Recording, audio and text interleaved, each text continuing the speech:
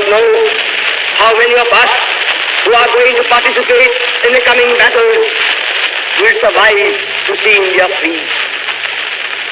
But whether we survive or not, whether we individually live to see India free or not, we are confident that India shall be free. We are confident that Anglo-American imperialism will be wiped out of India. We are confident that the menace that now hangs over East Asia will be removed once for all.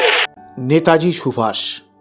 Netaji Subhash শুধুমাত্র ভারতের আবেগ নন, বিশ্বাস, সততা আর ত্যাগের প্রতীক। ভারতের স্বাধীনতা সংগ্রামের প্রধান পুরুষ, এক মহাবিপ্লবী। বিশ্বজগৎ জুড়ে অন্যায়ের বিরুদ্ধে, শোষণের বিরুদ্ধে, স্বাধীনতার পক্ষে এক অনির্বাণ ব্যক্তিত্ব। তার 129তম জন্মদিনে নির্মল আলোয় শ্রদ্ধার্ঘ্য নিবেদিত হল। আগামী দিন ভারতবর্ষ আবার এগিয়ে যাবে আরও আলোর পথে, সমৃদ্ধির পথে, এই বিশ্বাসে। নেতাজি সুভাষ যে যাত্রা শুরু করেছিলেন বিংশ শতাব্দীর 2-এর দশক থেকে, যে যাত্রার নতুন মোড় নিয়েছিল 1941 সালে, সেই যাত্রা আজও চলেছে ভারতকে মিথ্যা এক গোলক ধাঁধা থেকে মুক্ত করতে। এখনও তার অনেকটা পথ চলতে বাকি। আমরা তার সহযাত্রী। বিশ্বাস, একদিন ঠিক আলোর দিশায় উনি আমাদের নিয়ে পৌঁছে যাবেন। দেশে অবস্থানরত কায়েমি স্বার্থান্বেষী রাজনৈতিক শক্তিও ইংরেজ শাসকরা সেদিন বুঝতে পেরেছিলেন নেতাজি সুভাষের আজাদিন ফৌজ যুদ্ধে পরাজয়ের মধ্যে এক জয়ের বীজ পুঁতে দিয়েছে, নড়িয়ে দিয়েছে ইংরেজ শাসকের মূল শক্তি। ভারতবাসীর মনে, ইংরেজ সেনাবাহিনীর মধ্যে থাকা লক্ষ লক্ষ ভারতীয় সেনাবাহিনীর মনে, ছাত্র, যুব, শ্রমিকদের হৃদয়ে এই বিশ্বাস জাগিয়ে দিয়েছে ইংরেজদের সকল শক্তির আধার তারা। ইংরেজ বা তৎকালীন আপোসকামী নেতৃত্ব নয়। মুক্তির ঘণ্টা বেজে উঠেছে, নিদ্রিত ভারতবাসী জেগে উঠেছে, আর এদের দাবিয়ে রাখা সম্ভব নয়। এটা ইংরেজ শাসকরা দ্বিতীয় বিশ্বযুদ্ধ শেষ হওয়ার আগেই বুঝে গিয়েছিলেন। তাই তারা তখন আপোসকামী, ক্ষমতালোভী এবং তাদের তৈরি নেতৃত্বকে সাথে নিয়ে ভারতবর্ষকে ধ্বংস করার এক পরিকল্পনা করেছিলেন। তারা জানতেন ক্ষমতালোভী এই নেতৃত্ব শেষ পর্যন্ত তাদের ফাঁদে পা দেবেন। তাদের উদ্দেশ্য ছিল ভারতবর্ষকে এমন এক স্বাধীনতা দেওয়া যা তাদের কাছে বিভীষিকা এবং অভিশাপ হয়ে রয়ে যাবে। ভারতকে ভাগ করার পরিকল্পনা সেই সূত্র ধরে এসেছে। জানতেন নেহরু এবং জিন্না এরা কেউ ক্ষমতার চিটিগুড় থেকে নড়তে চাইবেন না।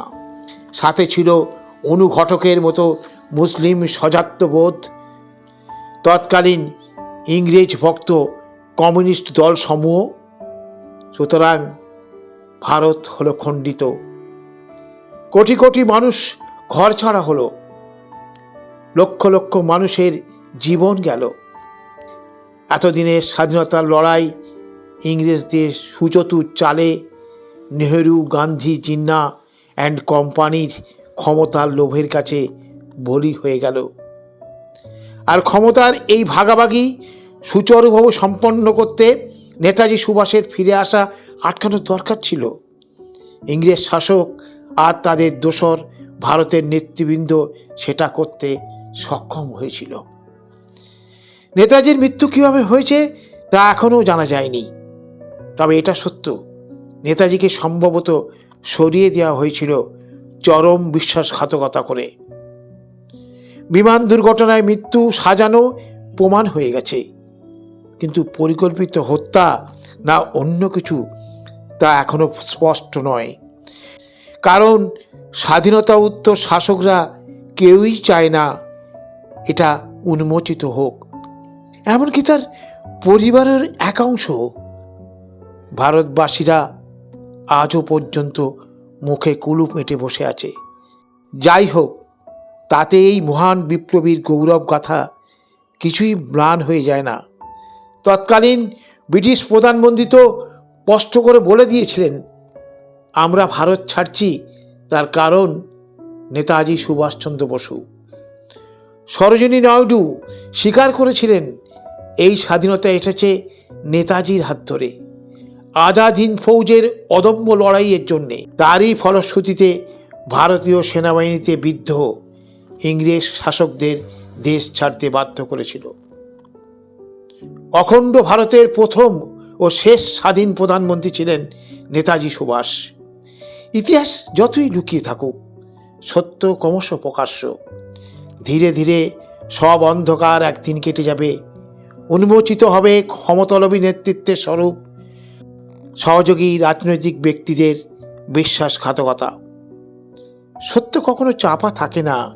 এই খণ্ডিত ভারত কখনো অখণ্ড রূপ নেবে কিনা জানি না, তবে এই ভারত একদিন বিশ্বের সামনে তার ঐতিহ্য, তার সংস্কৃতি, বেদ পুরাণ উপনিষদের শক্তি নিয়ে বিশ্বকে অন্ধকার থেকে আলোয় পথ দেখাবে। এই বিশ্বাস ক্রমশ শক্তি বাড়াচ্ছে। সেদিনই হবে মহাবিপ্লবী নেতাজি সুভাষের স্বপ্ন, ত্যাগ, সংগ্রামের প্রকৃত জয়। স্বামী বিবেকানন্দের ভাবশিষ্ট নেতাজি শত অমনিশার মধ্যে বেঁচে থাকবে হৃদয়ের প্রত্যন্ত গভীরে এক অত্যুজ্জ্বল মহিমায়। জয় হিন্দ, জয় ভারত।